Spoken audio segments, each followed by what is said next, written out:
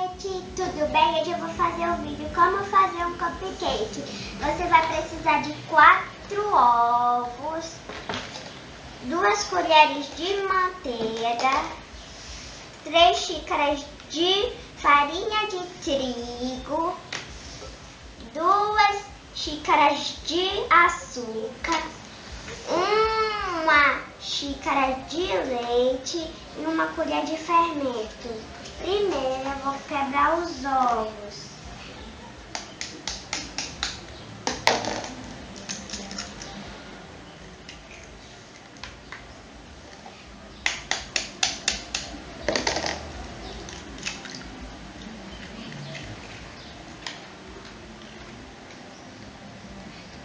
Deixa eu só pegar aqui o negócio.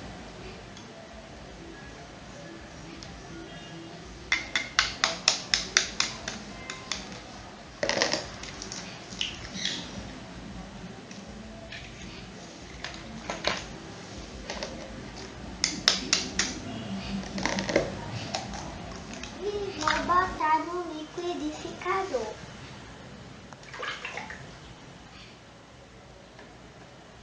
Agora eu vou botar 2 colheres de manteiga no liquidificador.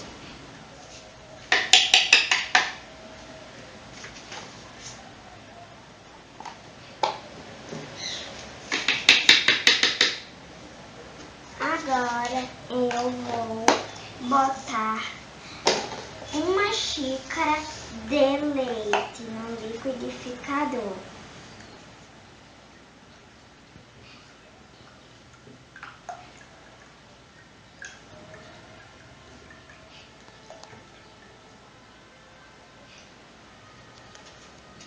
No liquidificador.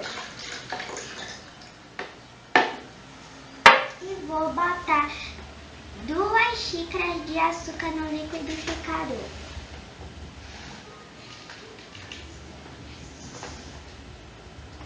Agora que eu já bati todos os ingredientes, eu vou misturar a farinha e o fermento.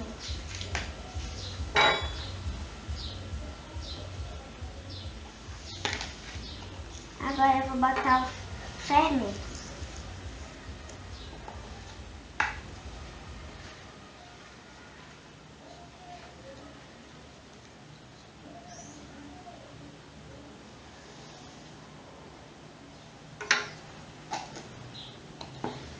Agora eu vou mexer.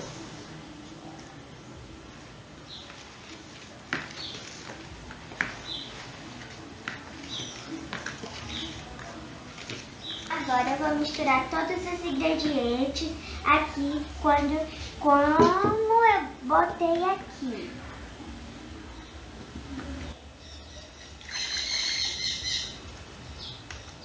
Agora eu vou misturar.